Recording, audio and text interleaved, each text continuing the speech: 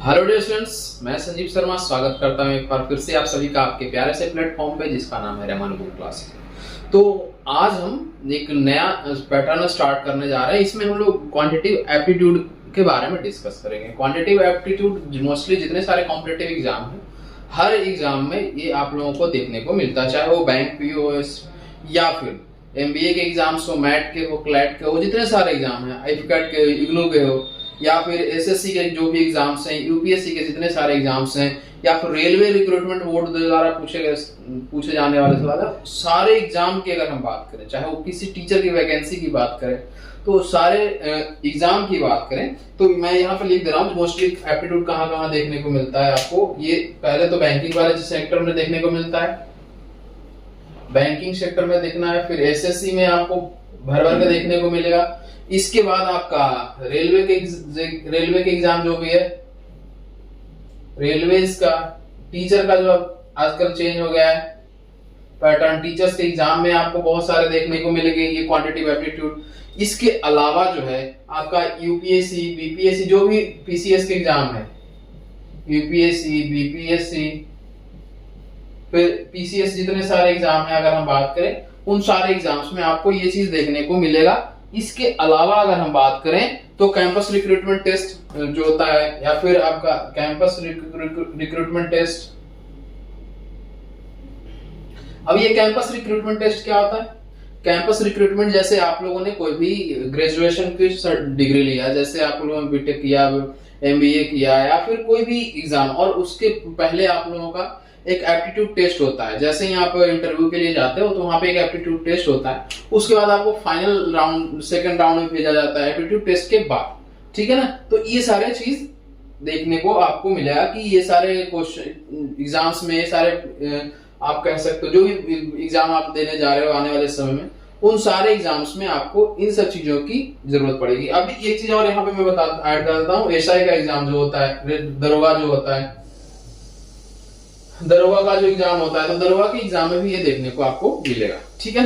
अब इसमें हम डिस्कस करेंगे कि सबसे पहले क्या क्या इसमें चीजें पढ़ने को हमें मिलेगा, देखने को मिलेगा। तो सबसे पहले हम इसमें कंटेंट की बात करेंगे, क्या क्या आपको कंटेंट में प्रोवाइड करने वाला हूं, ठीक है ना। जो कि हर एक एग्जाम, अगर आप किसी भी गवर्नमेंट जॉब की प्रिपरेशन में लगे हो, चाहे वो किसी भी स्टेट से जुड़ा हो, चाहे वो कहीं से भी आप इस चीज को देख रहे हो, तो ये सारे कंटेंट आपको देखने को मिलेगा। तो सबसे पहले आप कंटेंट के बारे में जान जाओ कि क्या क्या चीजें आपको कॉम्पिटिटिव एग्जाम या फिर कैंपस रिक्रूटमेंट एग्जाम में देखने को मिलता है। तो सबसे पहला मैं यहाँ पर लिखने जा रहा हूं जो है नंबर सिस्टम, नंबर सिस्टम। उसके बाद सेकंड में बात करें तो इससे से जुड़ा हुआ है एचसीएफ एंड एलसीएम, ठीक है, एचसीएफ एंड एलसीएम। इसके अलावा अगर थर्ड पॉइंट की बात करें तो डेसिमल नंबर्स आपको देखने को मिलेगा। बैंकिंग वाले के लिए बहुत इंपॉर्टेंट है डेसिमल नंबर, या फिर डेसिमल सिस्टम कह सकते हो, ठीक है, जितना सारा डेसिमल का पैटर्न है उन सब का। फिर सिंप्लीफिकेशन भी आपको बहुत ही जरूरी है, ये सिंप्लीफाई करने का, सिंप्लीफिकेशन। अब इसमें क्या होता है, सिंप्लीफिकेशन में आपको बहुत सारे शॉर्ट ट्रिक्स मैं डिस्कस करूंगा जब भी हम लोग इस यहाँ पे पढ़ेंगे। इस चैप्टर नंबर 4, टॉपिक नंबर 4 जब हम पढ़ेंगे, आप लोगों को मैं बहुत सारा सिंप्लीफिकेशन का ट्रिक बताऊंगा, साथ में मल्टीप्लाई, डिवाइड, जो भी है उन सारे चीजों का मैं आप लोगों के साथ डिस्कस करूंगा कि किस तरीके से हम आसान तरीके से मल्टीप्लिकेशन कर सकते हैं, कैलकुलेशन को किस तरीके से इजी किया जा सकता है, ताकि हम जल्दी से जल्दी रिजल्ट पे आ सके, आंसर पे आ सके, और वो भी एक्यूरेट रिजल्ट पे आ सके, ठीक है, ये चीज ध्यान रखना। इसके बाद पांचवा में square root and cube root, ये भी आपको देखने को मिलेगा। ये मोस्टली जो है आपका बैंकिंग वालों के लिए बहुत जरूरी है, ठीक है ना। तो बैंकिंग वाले बच्चे जो भी हैं यहाँ पे ध्यान देना। इसके अलावा अगर हम बात करें छठे नंबर पे, तो एवरेज भी बहुत इंपॉर्टेंट है, और एवरेज जो है ये ज्यादातर आपको बैंकिंग से अलावा जो भी है एग्जाम, उन सब में ज्यादा देखने को मिलता है। बैंकिंग के अलावा अगर बात करें एसएससी के एग्जाम्स हैं, या फिर रेलवे रिक्रूटमेंट बोर्ड के द्वारा पूछे गए सवाल है, तो उन सारे एनटीपीसी के द्वारा जो पूछे गए सवाल है वहां पे ये एवरेज का बहुत ही इंपॉर्टेंट है, ये ध्यान रखना। ठीक है, इसके अलावा फिर हम देखेंगे problem of number, problem of number. इसके अलावा हम 8वें नंबर पे अगर हम बात करें तो हम क्या देखेंगे, सर्ट्स एंड इंडिसेस देखेंगे। सर्ट्स एंड इंडिसेस जो एक्सपोनेंशियल पावर होता है ना, सर्ट्स एंड इंडिसेस एम देखने को आप लोगों को मिलेगा। इसके अलावा अगर हम बात करें 8 के बाद 9th चैप्टर की अगर हम बात करें जो कि क्वांटिटेटिव एप्टीट्यूड का है, मतलब जो जो चैप्टर्स मैं यहाँ पे आप लोगों को डिस्कस कर रहा हूँ, बता रहा हूँ, वो सारे के सारे आपको बहुत ही इंपॉर्टेंट देखने को मिलेगा। तो यहाँ पे 8 के बाद हम आते हैं लॉगरिथम पे, लॉगरिथम भी देखने को मिलेगा, लॉगरिथम भी आपको देखने को मिलेगा। फिर 10th नंबर अगर हम बात करें लॉगरिथम के अलावा तो परसेंटेज देखने को मिलेगा, प्रॉफिट एंड लॉस देखने को मिलेगा, रेशियो प्रोपोर्शन देखने को मिलेगा। परसेंटेज हो गया, परसेंटेज, फिर रेशियो प्रोपोर्शन में लिख दे रहा हूं, ratio and proportion, ratio proportion. उसके बाद हम बात करें 12 नंबर में तो profit loss, profit and loss.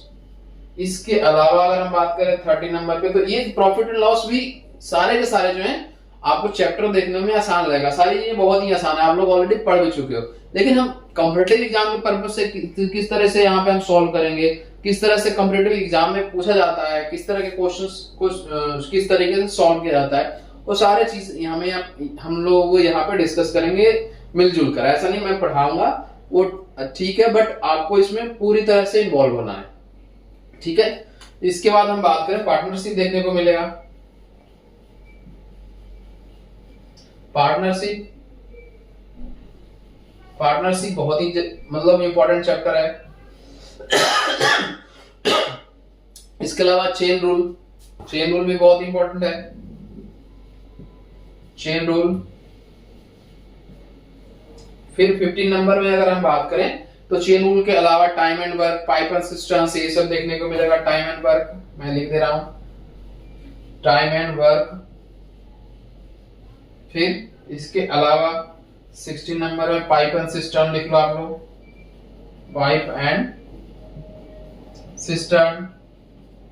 अगर लेफ्ट साइड में आप लोगों ने लिख लिया, साथ में लिख लो कि क्या क्या पढ़ना है आप लोगों को। 16 नंबर के अलावा यहाँ पे मैं जो आप लोगों को और भी बहुत सारे चैप्टर्स का नाम बताने वाला हूँ, और हर एक चैप्टर मैं गारंटी देता हूँ आपको इतने अच्छे तरीके से मैं समझाऊंगा कि आपको कहीं भी कोई दिक्कत नहीं होगा। देखिए किसी भी एग्जाम में आप लोग आसानी से इन सारी चीजों को सॉल्व कर सकते हो। ठीक है, इसके बाद टाइम एंड वर्क के अलावा है टाइम एंड डिस्टेंस भी है एक इसमें। 670 नंबर में आप लोग लिखना टाइम एंड डिस्टेंस। इसके अलावा टाइम एंड डिस्टेंस के अलावा चैप्टर कौन सा है, बोट एंड स्ट्रीम, ये भी बहुत इंपॉर्टेंट है, बोट एंड स्ट्रीम्स। इसके अलावा 19 नंबर में आप लोग लिखो प्रॉब्लम ऑफ ट्रेन, ये भी बहुत इंपॉर्टेंट है। प्रॉब्लम ऑफ ट्रेन पे बहुत सारे एग्जाम में देखने को मिलता है क्वेश्चन, प्रॉब्लम ऑफ ट्रेन। इसमें कैसे पूछा जाएगा, एक ट्रेन फॉरवर्ड जा रही है, उसके अपोजिट डायरेक्शन में आ रही है, दोनों का स्पीड दे देगा, पूछा कितने देर में एक दूसरे को क्रॉस कर जाएगा। तो इस तरह के क्वेश्चन यहाँ पे आपको देखने को मिलेगा। ठीक है, इसके अलावा अगर हम बात करें एलिगेशन और मिक्सचर, जिसको एलिगेशन और मिक्सचर भी बहुत ही इंपॉर्टेंट चैप्टर है ये। एलिगेशन, एक सेकेंड, हाँ, एलिगेशन और मिक्सचर ये भी बहुत इंपॉर्टेंट चैप्टर है। इसके अलावा हम बात करें तो सिंपल इंटरेस्ट, कंपाउंड इंटरेस्ट भी बहुत जरूरी है। सिंपल इंटरेस्ट बैंकिंग वाले के लिए तो ये बहुत ही मोस्ट इंपॉर्टेंट है, हम लोग लो। और compound interest,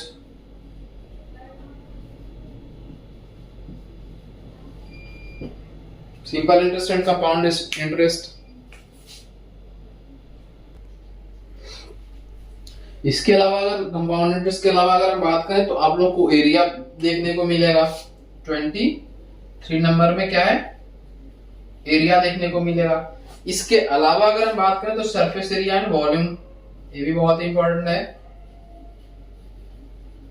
surface area and volume. अब इसमें ये दो चैप्टर है, एक तो एरिया है और दूसरा है आपका सरफेस एरिया एंड वॉल्यूम। तो ये चीज आप ध्यान देना, एरिया मतलब सिंपल एरिया में पढ़ाऊंगा और वॉल्यूम एंड सरफेस एरिया में जो 3D फिगर्स हैं उन सारे चीजों का सरफेस एरिया एंड वॉल्यूम पढ़ाऊंगा, ठीक है। Races and games of skill of game होता है एक, क्या है 25 नंबर में आप लोग लिखो, races and skill of game, skill of game. इसके अलावा अगर हम बात करें तो और भी बहुत सारे कैलेंडर है। तो ये सारे क्या है, कैलेंडर क्लॉक जो है आपका दूसरे चैप्टर की तरफ देखने को मिलेगा। जो आपका क्या है, जो आपका जो रीजनिंग का पोर्शन है उसमें देखने को मिलेगा, ठीक है। तो रीजनिंग में भी आपको बहुत सारी चीजें देखने को मिलेगा। रीजनिंग में आपको कैलेंडर देखने को मिलेगा, क्लॉक देखने को मिलेगा। फिर इसके अलावा स्टॉक एंड शेयर भी। हाँ, एक चीज और मैं बता दे, यहाँ पे लिख दे रहा हूँ 27 नंबर में, 26 नंबर में स्टॉक एंड शेयर, ये बैंकिंग वालों के लिए इंपॉर्टेंट है, स्टॉक एंड शेयर। इसके अलावा अगर हम बात करें तो दूसरा 26 नंबर के बाद अगर हम बात करें, परमुटेशन कॉम्बिनेशन होता है, प्रोबेबिलिटी होता है, टाइम डिस्काउंट होता है। हाँ, ये भी लिख लो आप लोग। 27 नंबर में परमुटेशन एंड कॉम्बिनेशन। 28 नंबर में प्रोबेबिलिटी भी लिख लो। फिर 29 नंबर में ट्रिगोनोमेट्री में छोड़ दिया अभी, ट्रिगोनोमेट्री लिख लो। फिर अगर हम बात करें 11th क्लास का जो है कुछ चैप्टर, अगर मैथ की बात करें 11th क्लास के कुछ चैप्टर्स जो हैं वो भी आपको कॉम्पिटिटिव एग्जाम में देखने को मिलता है। तो हाइट एंड डिस्टेंस लिख लो, मोस्ट इंपॉर्टेंट। 30 नंबर में हाइट एंड डिस्टेंस, ठीक है, जो कि एप्लीकेशन ऑफ ट्रिगोनोमेट्री में बेस्ड है, ठीक है। Odd man out and series, ये तो आपको रीजनिंग में देखने को मिलेगा, ठीक है। तो अभी जो हम लोगों ने कुल मिलाकर 30 टॉपिक्स के यहाँ पे डिस्कशन किया, 30 टॉपिक्स का जो नाम मैंने आप लोगों को यहाँ पे बोर्ड पे लिखा हूं, तो ये सारे चैप्टर्स आपको एग्जाम में देखने को मिलते हैं जो कि कॉम्पिटिटिव एग्जाम है, ठीक है।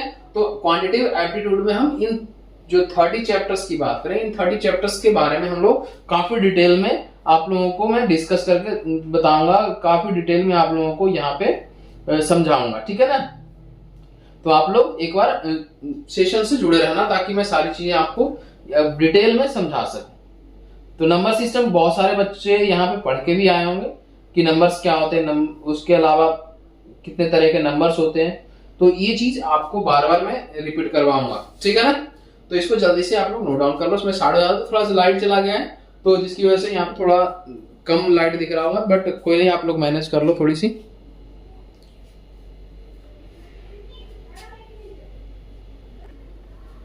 तो उम्मीद करता हूँ कि आप लोग ये सारे टॉपिक्स के नाम लिख लिए होंगे।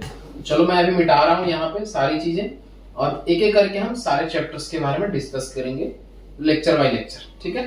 तो आज हम थोड़ा सा आप लोगों के लिए नंबर सिस्टम स्टार्ट करने जा रहे हैं ताकि थोड़ा सा आपको आइडिया लग जाए और जो कंटेंट है आपको समझ में आने लग जाए, ठीक है ना। बहुत सारे स्टूडेंट यहाँ पे जो भी हैं तो सारे आप लोगों ने नंबर सिस्टम के बारे में बचपन से पढ़ा होगा, उन्हीं सारे चीजों के बारे में हम रिपीट करेंगे और डिटेल में स्टडी करेंगे, ठीक है ना। तो सबसे पहले अगर हम बात करें यहाँ पे तो एक चीज आप लोग ध्यान रखना कि सबसे पहले हम यहाँ पे आप लोग हेडिंग लिखो नंबर सिस्टम, नंबर सिस्टम। तो नंबर सिस्टम को हम पहले काफी डिटेल में आप लोगों को डिस्कस करेंगे बहुत। तो यहाँ पे नंबर सिस्टम की अगर बात करें तो नंबर सिस्टम में हम पढ़ते क्या है, कलेक्शन ऑफ नंबर के बारे में पढ़ते हैं। सिंपल अगर बात करें नंबर्स के बारे में स्टडी करते हैं कि क्या नंबर को कैसे कैटेगराइज किया गया, किस तरह से उसको अलग अलग चीजों में ढाला गया। तो ये यहाँ पे सारी चीजें मैं डिस्कस करूंगा। तो सबसे पहले जब हम नंबर सिस्टम की बात करें तो हमें ये जानना जरूरी है कि नंबर और डिजिट में क्या फर्क होता है। तो अगर मैथमेटिक्स में बात करें तो देर आर ओनली 10 डिजिट्स, ठीक है। डिजिट्स की अगर बात करें तो 0, 1, 2, 3, 4 एंड ये अप टू 9, आप लोगों को अच्छे से ये पता है। तो there are only 10 digits in the mathematics and इसी 10 डिजिट का हम इस्तेमाल करके क्या करते हैं, नंबर बनाते हैं, नए नए बड़े बड़े नंबर बनाते हैं। 10 डिजिट की अगर हम बात करें तो नंबर और डिजिट में क्या फर्क होता है, तो यहां पे लिख लो a number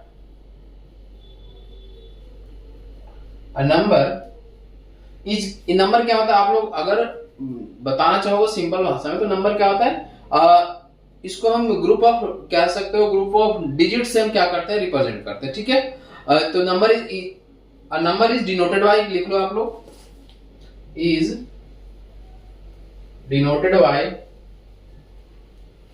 group of number, ठीक है। मैं बोल रहा हूं group of, sorry digits, group of number नहीं, group of digit, group of digits.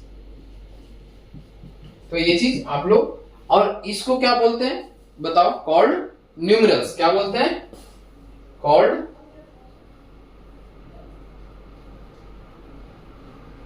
Numerals, ठीक है। तो ये आप लोग ध्यान में रखें।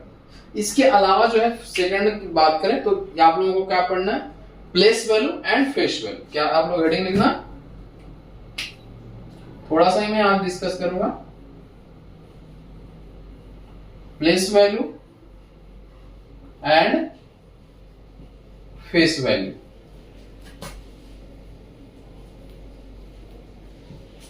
अब प्लेस वैल्यू फेस वैल्यू क्या होता है, बहुत सारे स्टूडेंट यहाँ पे जो भी है वो जानते भी होंगे, और अगर नहीं जो जानता है यहाँ पे आप लोग ध्यान देना। सपोज एक मैंने नंबर लिया, या फिर आप अपने तरीके से नंबर एक अज्यूम कर सकते हो। नंबर अज्यूम कर लिया मैंने 78965 ऐसा, ठीक है। तो सबसे पहले यहां से लेफ्ट साइड से नंबर को स्टार्ट करते हैं, 1s, 10s, 100, 1000, 10,000, ठीक है। अब यहाँ पे जो मैं बता रहा हूं आपको ध्यान से देखने की चीज है कि अगर हम बेसिक की बात करें तो ये वंस, तो 5 into 1 इक्वल टू 5, ठीक है।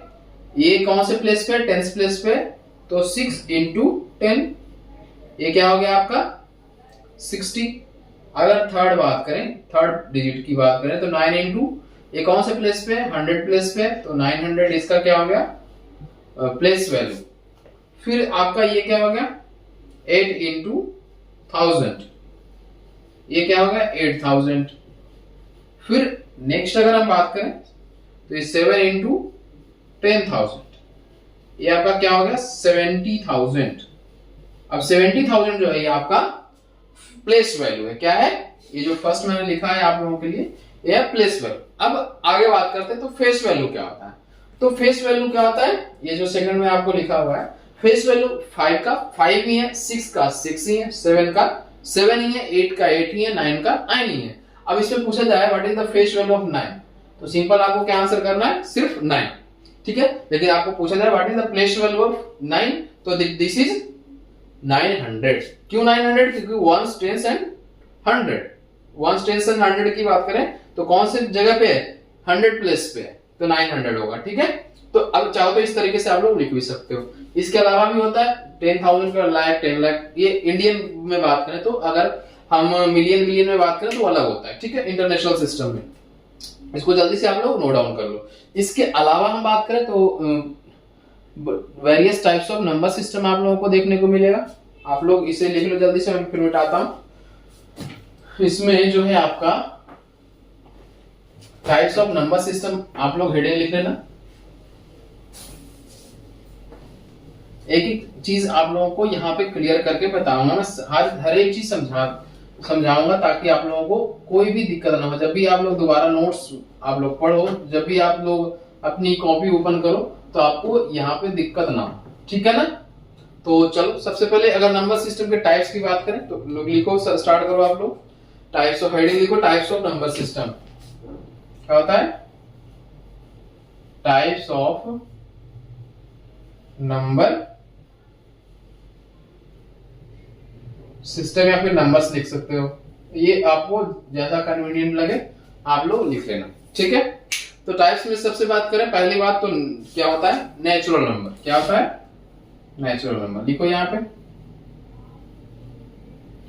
Natural number. सेकंड में अगर बात करें तो क्या होगा, होल नंबर, इंटीजर्स, जो मर्जी आप लिखते जाओ, पहले यहाँ पे मैच करवा लेना, होल नंबर, होल नंबर। फिर तीसरा अगर बात करें तो इंटीजर्स, फिर even number, odd number, prime number, ये सारे आप लिख सकते हो। लिख लो जल्दी जल्दी आप लोग, इवन नंबर, फिर फिफ्थ में आपका ऑड नंबर, फिर आपका हो गया प्राइम नंबर। ये सारी ऑलरेडी मैंने पिछले वीडियो में बता दिया है, बट यहाँ पे न्यू सेशन स्टार्ट कर रहा हूं, इसलिए मैं फिर से आप लोगों के साथ डिस्कस कर रहा हूं। ठीक है, इसको जल्दी से लिख लो। फिर होता है कंपोजिट नंबर, आप लोग, आई होप आप लोगों को पता होगा, कंपोजिट नंबर। इसके अलावा अगर हम बात करें तो कंपोजिट नंबर के अलावा और बताओ जल्दी से, परफेक्ट नंबर भी होता है। 8 नंबर में लिखो परफेक्ट नंबर। अभी परफेक्ट नंबर क्या होता है आप लोग एक बार कमेंट बॉक्स में बताओगे। फिर 9 नंबर में यहां बताओ, परफेक्ट नंबर के अलावा को प्राइम नंबर होता है। ठीक है, क्या होता है, को प्राइम नंबर। इसके अलावा हम बात करें तो ट्विन प्राइम नंबर होता है, ट्विन प्राइम नंबर। इसके अलावा अगर हम बात करें तो ट्रिपलेट नंबर भी होता है। ट्रिपलेट नंबर आई होप नहीं, अगर आप लोगों ने पढ़ा है तो ध्यान रखना, वो भी मैं बताऊंगा। ट्रिपलेट नंबर, ठीक है। फिर इसके अलावा रैशनल नंबर, रैशनल नंबर। इसके अलावा 30 नंबर में बात करें तो इरेशनल नंबर, इरेशनल नंबर। फिर क्या होता है, रियल नंबर, रियल नंबर। फिर क्या होता है, इमेजिनरी नंबर, इमेजिनरी नंबर। तो ये क्या हो गए 15 मैं यहाँ पे लिखवा रहा हूं। और भी इसके अलावा बहुत सारे टाइप्स होते हैं, बट आप लोग अगर इतना पढ़ते हो तो आपके लिए सफिशियंट है। ठीक है ना। अब कुछ चीजें आपको जो ध्यान में रखना, यहाँ पे मैं डिस्कस करूंगा। तो ये चीज बहुत इंपॉर्टेंट है कि किस तरीके से आपको इंपॉर्टेंट फैक्ट्स ध्यान में रखने हैं। ठीक है ना। तो इसको जल्दी से आप लोग लिख लो, मैं मिटाता हूं, फिर इसके अलावा फिर आगे बढ़ते हैं। ठीक है, types of numbers, number system में फिर फैक्ट बताऊंगा। फैक्ट के बाद यहाँ पे मैं एक एक करके डिस्कस करना शुरू करूंगा, या फिर हम लोग पहले डिस्कस कर लेते हैं फिर आगे बढ़ते हैं। ठीक है, चलो डिस्कस ही पहले कर लेते हैं, ये ज्यादा बेटर आप लोगों के लिए रहेगा। तो चलो पहले, सबसे पहले आप लोग कमेंट बॉक्स में बताओ कि किस तरीके से आप लोग प्राइम नंबर को डिफाइन करोगे। ठीक है, तो सबसे पहले है नेचुरल नंबर। नेचुरल नंबर क्या होता है, नेचुरल नंबर जितने सारे काउंटिंग के नंबर है, काउंटिंग के नंबर यानी कि ये यहाँ पे ध्यान दो, मैं लिख रहा हूं 1 2 3 4 5 6 एंड ये अप टू द इनफाइनाइट, लगातार ऐसे बढ़ते चला जाएगा, वो क्या हो जाएगा आपका नेचुरल नंबर। इसके बाद अगर होल नंबर है बात, नेचुरल नंबर में अगर हम 0 ऐड कर देते हैं, 0 1 2 3 4, तो ये आपका क्या बन जाएगा, होल नंबर। मैं बहुत अच्छे तरीके से समझा रहा हूं, यहाँ पे ध्यान देना कि नेचुरल नंबर क्या होता है, स्टार्ट्स फ्रॉम 1, होल नंबर क्या होता है, स्टार्ट्स फ्रॉम 0। यानी कि इसका डेफिनेशन अगर आप लोगों को लिखना चाहते हो, आप लोग बताना चाहते हो किसी को, तो जितने सारे प्राकृतिक संख्या है यानी कि नेचुरल नंबर है टुगेदर विद 0, अलोंग विद 0, उसे क्या कहेंगे, होल नंबर कहेंगे। ठीक है, इंटीजर्स की अगर बात करें तो ये माइनस इनफाइनाइट से आएगा, ऐसे चलता हुआ -2 -1 0 1 2 एंड ये कहां तक चला जाएगा, प्लस इनफाइनाइट। ठीक है, तो इसे कैसे डिफाइन करोगे, इसे डिफाइन करोगे all negative numbers and whole number together with whole number कह सकते हो, all negative number, all natural number, positive natural number, negative numbers and together with 0 are called integers. इस तरीके से आप डिफाइन कर सकते हो। इवन नंबर आप लोगों ने बहुत बार पढ़ा है, तो ये बताने की जरूरत नहीं पड़नी चाहिए। 2 4 6 8 10 and that's on the number which is exactly divisible by 2, that is called even number। क्या लिखोगे आप लोग, क्या इसे डिफाइन करोगे, the number which is exactly divisible by 2। अब यहाँ पे एक चीज ध्यान देना है कि क्या इवन नंबर 0 से स्टार्ट होता है या 2 से स्टार्ट होता है। तो क्या लिखना आप लोगों को है कि ये इवन नंबर जो है 0 से स्टार्ट होता है, ठीक है, क्योंकि 0 is also exactly divisible by 2, ठीक है। इसमें सबसे आप लोगों से इंपॉर्टेंट क्या पूछेगा कि स्मॉलेस्ट जो है स्मॉलेस्ट इवन नंबर क्या होता है, तो 0 बताना है आप लोगों को। इसके अलावा ऑड नंबर क्या होता है, जो नंबर 2 से एग्जैक्टली डिविजिबल नहीं होता है। तो ऑड नंबर कहां से स्टार्ट होगा, ऑड नंबर आपका 1 3 5 7 एंड दैट्स ऑन बढ़ते चला जाएगा। मतलब जो भी नंबर ऐसा नंबर जो 2 से एग्जैक्टली डिविजिबल नहीं हो तो उसे ऑड नंबर कहेंगे। फिर प्राइम नंबर आप लोग बताओ जल्दी से कि प्राइम नंबर क्या होता है। प्राइम नंबर होता है जो 1 एंड इटसेल्फ से कैंसिल आउट होता है, the number which are only divisible by 1 and itself, यानी खुद। जैसे हम एग्जांपल आप लोगों को बता रहा हूं 3 5 7 11 13, यहां पे 13। अब इसमें आप लोगों से पूछेगा कैसे, क्या क्या पूछेगा सवाल कि आप लोगों से पूछेगा कि 1 से लेकर 100 के बीच में कितने प्राइम नंबर होते हैं। तो आप लोगों को दिमाग में रखना है, पहले तो आप लोग काउंटिंग कर लोगे कि कौन कौन से प्राइम नंबर है। आप लोगों से क्वेश्चन क्या पूछेगा कि ये बताइए कि 50 से लेकर 100 के बीच में कितने प्राइम नंबर होते हैं। आप लोगों से क्वेश्चन घुमाकर पूछेगा कि 20 से लेकर 100 के बीच में कितने प्राइम नंबर्स होते हैं। इसके अलावा आप लोगों से क्वेश्चन किस तरीके से पूछेगा कि 1 से लेकर 50 के बीच में कितने प्राइम नंबर्स होते हैं। फिर पूछेगा आप लोगों से कि 100 से 200 के बीच में कितने। इस तरीके से आपको रिकॉल में करवाऊंगा, समझाऊंगा आगे आने वाले चैप्टर्स में, आने वाले सेशन में मैं इन सारी चीजों के बारे में डिस्कस करूंगा, ठीक है, डिटेल में। इसके अलावा कंपोजिट नंबर क्या होता है, कंपोजिट नंबर ऐसा नंबर होता है जिसके फैक्टर्स 2 से अधिक होते हैं। फिर से मैं बता रहा हूं, the numbers which have more than 2 factors are called composite number. यानी कि 2 से ज्यादा फैक्टर कहां तक होगा, पहले 4 से स्टार्ट कर लेते हैं, क्योंकि 1 2 एंड 4 इटसेल्फ, 4 6 एंड फिर 8 फिर 9 की बात करें, फिर 10 की बात करें, ये सारे के सारे क्या हो जाएंगे, कंपोजिट नंबर।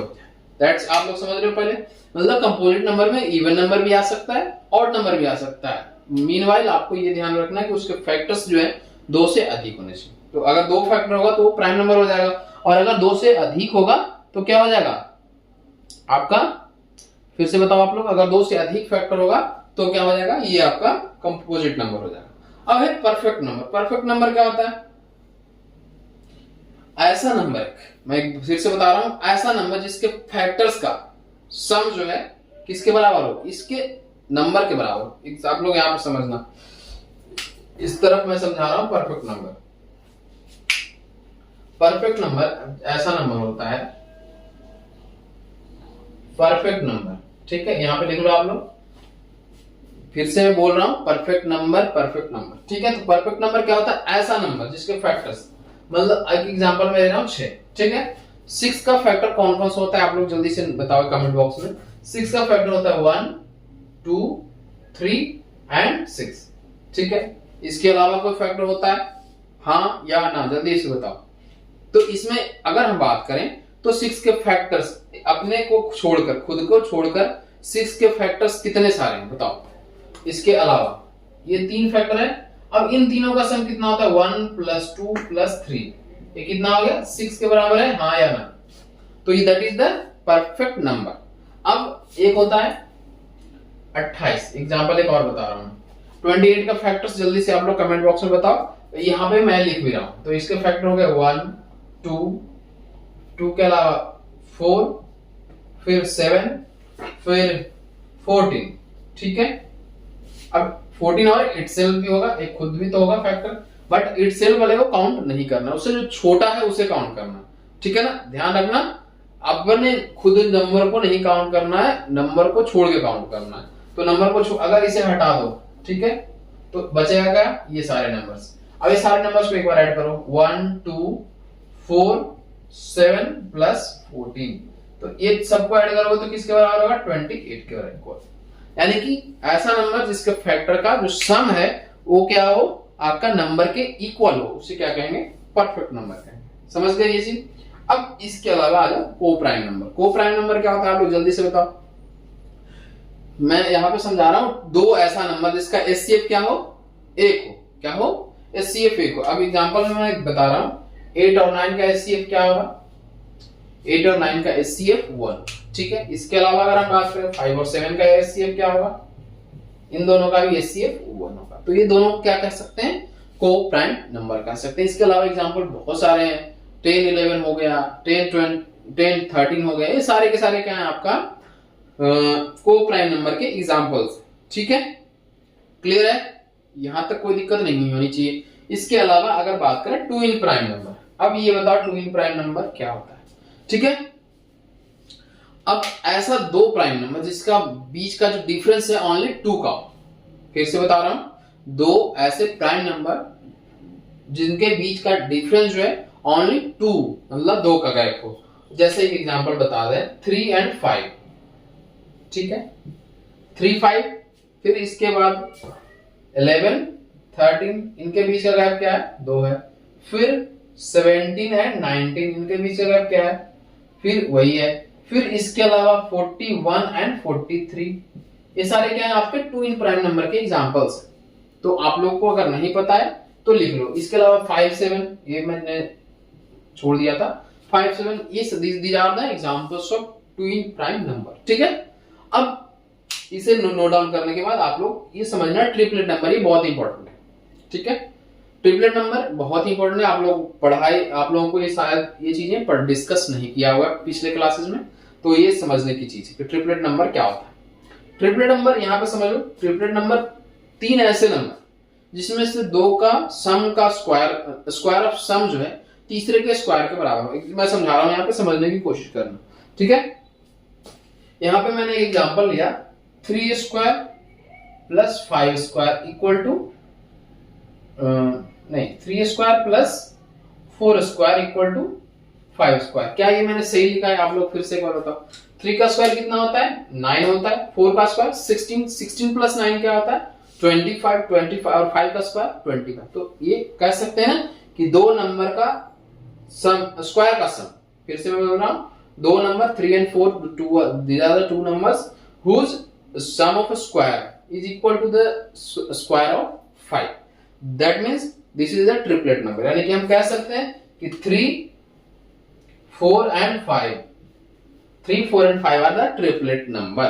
इसके अलावा बहुत सारे एग्जांपल हैं, मैं यहाँ पे साइड करके लिख रहा हूं, यहाँ पे ध्यान देना। 6 8 10।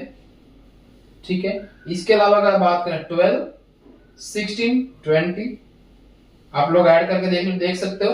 ये सारे बहुत सारे मैं एग्जांपल आप लोगों को सेट कर दूंगा ताकि आप लोगों को समझ में अच्छे से आ जाए। फिर इसके अलावा 7 का स्क्वायर किसके बराबर होता है, 7 square plus 12 square equal to 13 square होता है। ये भी आप सेट कर सकते हो।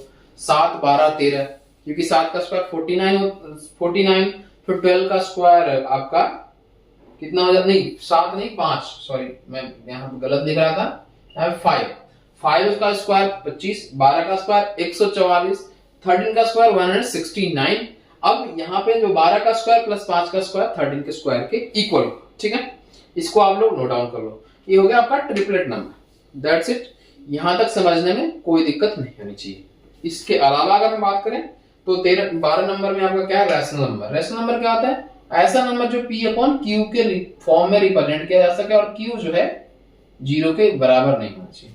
और P एंड Q क्या होना चाहिए, इंटीजर्स होना चाहिए।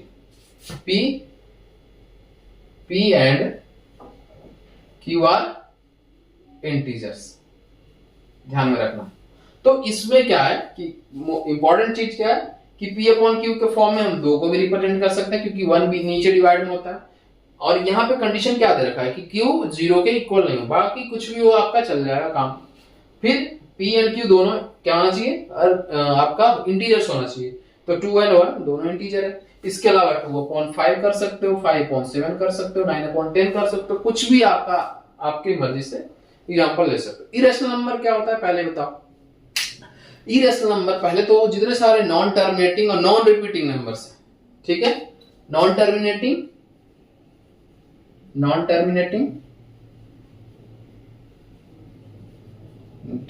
एक, और दूसरा क्या होना चाहिए इसी में, non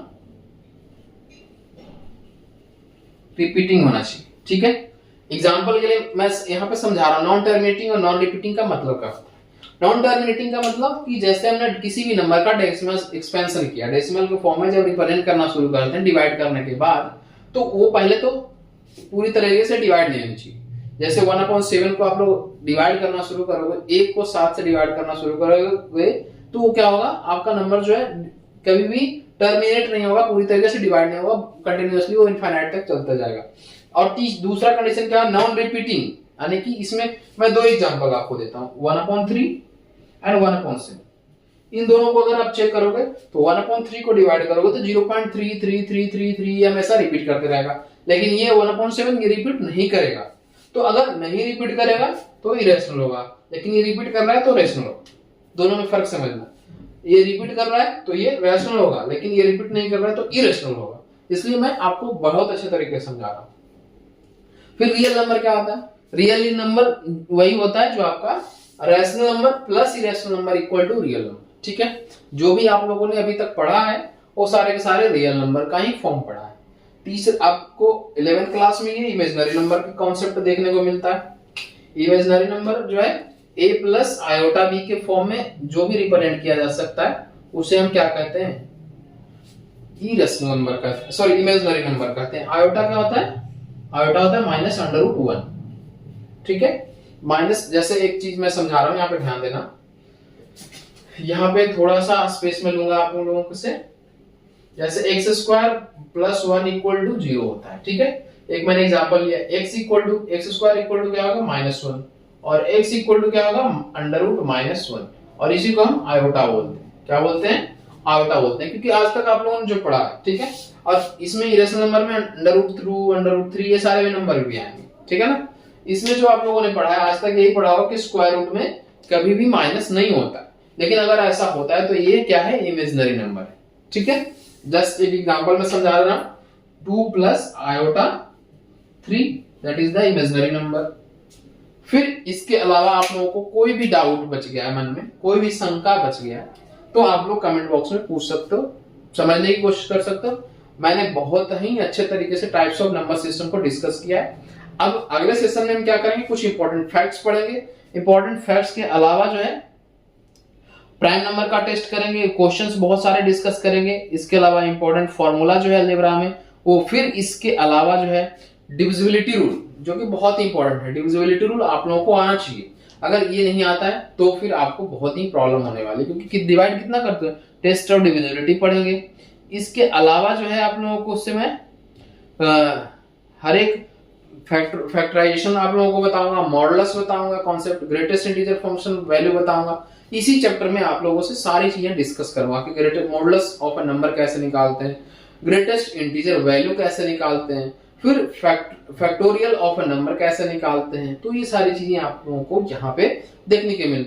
multiplication by short term method कैसे हम करते हैं, शॉर्टकट मेथड, मल्टीप्लिकेशन हम किस तरीके शॉर्टकट मेथड से करते हैं, ये सारी चीजें आप लोगों को नंबर सिस्टम में अगले सेशन में डिस्कस करूंगा। ठीक है, अभी तक आप लोगों के लिए इतना ही है। आज के सेशन में मैं इतना ही आप लोगों से डिस्कस कर रहा हूँ, और आप लोगों से मैं बार बार गुजारिश करता हूँ कि आप लोग अगर चैनल पर नए जुड़े हो तो चैनल को लाइक कमेंट और सब्सक्राइब करना, और अपने दोस्तों के साथ ज्यादा ज्यादा शेयर करना, ताकि ये चीज उन्हें भी मिल सके। जो इंपॉर्टेंट कंटेंट मैं आप लोगों के लिए बता रहा हूँ, जो भी खासकर कॉम्पिटिटिव एग्जाम या फिर किसी भी क्लास के बच्चे जो चाहते हैं कि हाँ रेलवे में की तैयारी करें, या फिर बैंकिंग में जाना चाहते हैं, या फिर आप लोग किसी भी सेक्टर में जाना चाहते हो, तो ये जो चैप्टर है ना बहुत ही इंपॉर्टेंट है। मतलब एक चैप्टर नहीं, आप कह लो क्वांटिटेटिव एप्टीट्यूड ही कह लो, पूरा का पूरा वो बहुत ही इंपॉर्टेंट आप लोगों के लिए है। तो आप लोग क्या करना, इस क्वांटिटेटिव एप्टीट्यूड के सेशन को एंजॉय करके देखो, सारी चीजें मैं डिटेल में समझाऊंगा। ठीक है, तो आज का सेशन हम अब यहीं पे समाप्त करते हैं। अगर सेशन अच्छा लगा है तो जाते जाते चैनल को लाइक कमेंट और सब्सक्राइब कर देना, और अपने दोस्तों के साथ ज्यादा भी शेयर कर देना। तो जय हिंद, जय भारत।